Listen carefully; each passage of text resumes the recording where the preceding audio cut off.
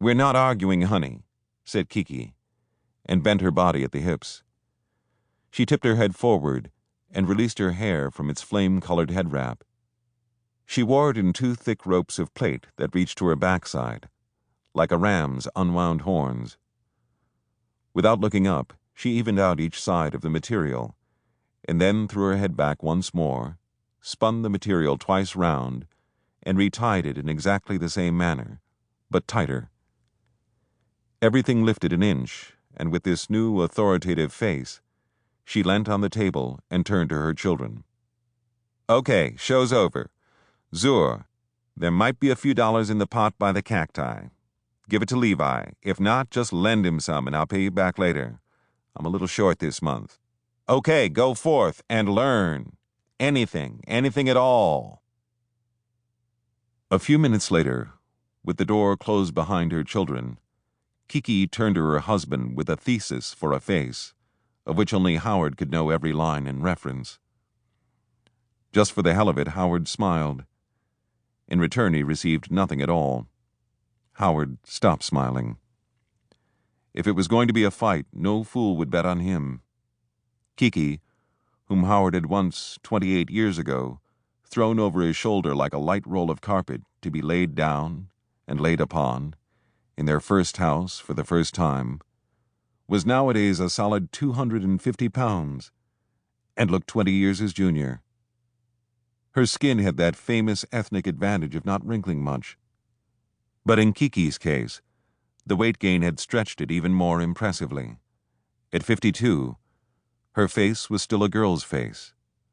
A beautiful, tough girl's face. Now she crossed the room and pushed by him with such force he was muscled into an adjacent rocking chair. Back at the kitchen table, she began violently packing a bag with things she did not need to take to work. She spoke without looking at him. "You know what's weird? Is that you can get someone who is a professor of one thing and then is just so intensely stupid about everything else. Consult the ABC of parenting, Howie. You'll find that if you go about it this way, then the exact opposite of what you want will happen.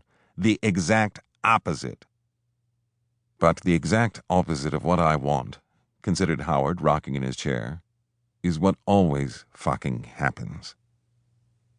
Kiki stopped what she was doing and eyed him incredulously. "Right. Because you never get what you want. Your life is just an orgy of deprivation."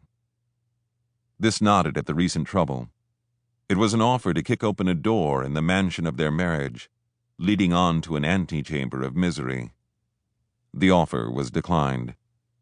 Kiki began that familiar puzzle of getting her small rucksack to sit in the middle of her giant back. Howard stood up and rearranged himself decently in his dressing gown. "Do we have their address at least?" he asked. "Home address?" Kiki pressed her fingers to each temple like a carnival mind reader.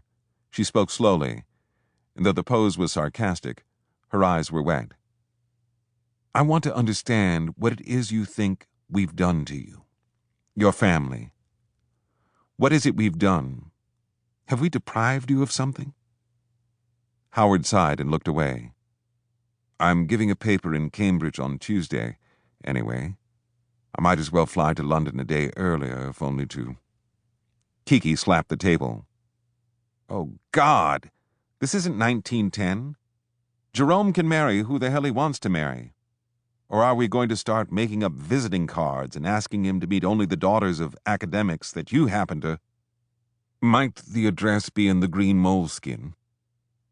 Now she blinked away the possibility of tears. "I don't know where the address might be," she said, impersonating his accent. "Find it yourself.